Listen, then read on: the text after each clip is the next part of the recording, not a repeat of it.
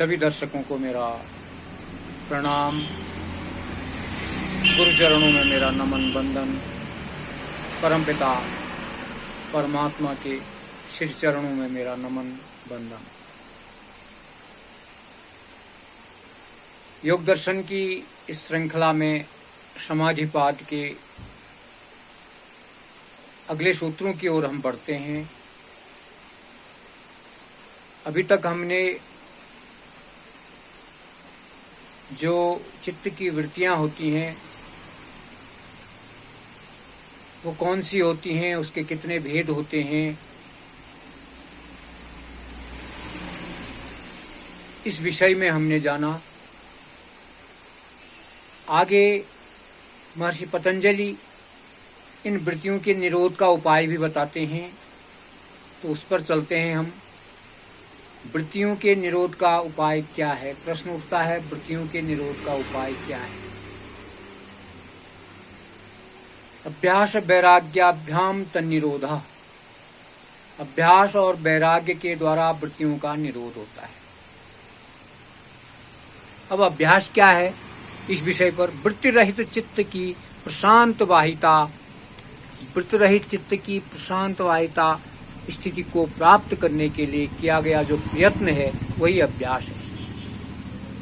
अभ्यास की परिपक्वता कैसे होती है, अब अभ्यास परिपक्व कैसे होता है, इस विषय में भी हम जानेंगे। दीर्घ काल तक निरंतर सत्कार पूर्वक अर्थात तपस्या, ब्रह्मचर्य विद्या और श्रद्धा पूर्वक साधन का अनुष्ठान करने से अभ्यास दृढ़ अवस्था को प्राप्त हो जाता है।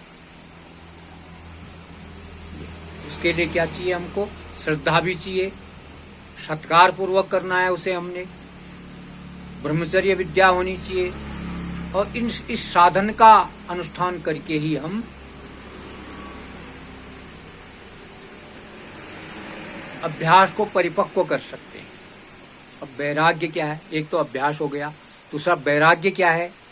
जीवन में अनुभव किए हुए और सुने हुए विषयों की तृष्णा से रहित योगी की अपने मन व इंद्रियों पर पूर्ण वशीकरण की अनुभूति वैराग्य है। दृष्टानुसृगिक विषय वितृष्णस्य वशीकार संज्ञा वैराग्यम। वर्तमान जीवन में अनुभव किए हुए और सुने हुए विषयों की तृष्णा से रहित योगी की अपने मन व इंद्रियों पर पूर्ण वशीकरण की अनुभूति को हम वैराग्य कहते हैं। और इसको कौन सा वैराग्य कहते हैं वो आगे वर्णन किया। इसका वैराग्य कितने प्रकार का और कौन कौन होता है? वैराग्य दो प्रकार का होता है, एक अपर वैराग्य होता है, दूसरा पर वैराग्य होता है। अपर वैराग्य जो है प्रारंभिक वैराग्य है। वो साधारण सी बात है कि हम जीवन के अनुभव किए हुए और सुने हुए विषयों से तृष्णा से रहित होकर हम जो मन व इंद्रियों का धीरे धीरे वशीकरण करते हैं वो पर वैराग्य है, अपर वैराग्य है। और पर वैराग्य क्या है? उसको उत्कृष्ट वैराग्य भी कहते हैं। पुरुष का ज्ञान होने से गुणमात्र की तृष्णा से रहित हो जाना पर वैराग्य है। पुरुष का ज्ञान, अब यहाँ पर पुरुष क्या है? ये आत्मा है। जब आत्मा का ज्ञान होने से गुणमात्र की जो तृष्णा से रहित हो जाते हैं उसको वैराग्य कहते हैं। वो होता है पर वैराग्य।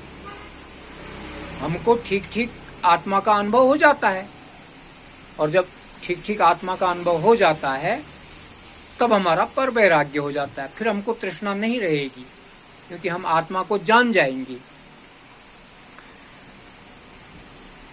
ये तो है पर वैराग्य प्राप्त योगी को क्या अनुभूति होती है? अब जब पर वैराग्य, अब हमको समझना भी तो पड़ेगा ना कि यदि पर वैराग्य है तो इसकी अनुभूति कैसे होती है, क्या अनुभूति है इसकी पर वैराग्य की?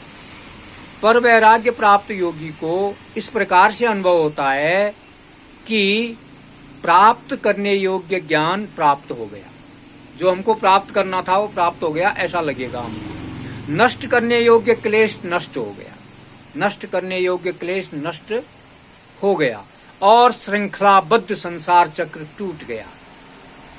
जिसके नष्ट न होने से आत्मा जन्म लेकर मरता और मरकर पुनर्जन्म लेता है। यदि हमारी इन चीजों का ये जो संसारबद्ध श्रृंखलाबद्ध संसार चक्र है, ये जब तक नहीं टूटता है, जब तक नष्ट नहीं होता है, तब तक हम क्या सोचते हैं कि आत्मा मर रहा है, पैदा हो रहा है, सुख हो रहा है, दुख हो रहा है, ये सारी चीजें। तो ये पर वैराग्य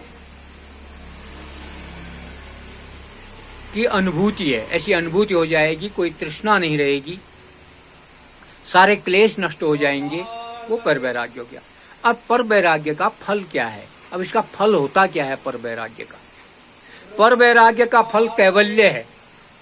केवल का भाव ही कैवल्य है, अर्थात उस परमपिता परमात्मा एको ब्रह्म द्वितीयो नास्ति, उस परमपिता परमात्मा को जान लेना, आत्मा को जान लेना, परमात्मा को जान लेना, वो पर वैराग्य का फल है। जब ऐसी तृष्णा समाप्त हो जाती है तो हमारी कनेक्टिविटी उस परमपिता परमात्मा से हो जाती है, तो ये पर वैराग्य हो जाता है। बहुत बहुत धन्यवाद। अगले सूत्रों को हम अगली बार जब वीडियो बनाएंगे तो तब उन पर बातचीत करेंगे, उनको आपके सामने लाएंगे। योग दर्शन के समाधिपाद को हम पूर्ण करने के बाद साधनपाद में जाएंगे, फिर विभूतिपाद में जाएंगे, और ये निरंतर हमारी श्रृंखला चलती रहेगी। बहुत बहुत धन्यवाद।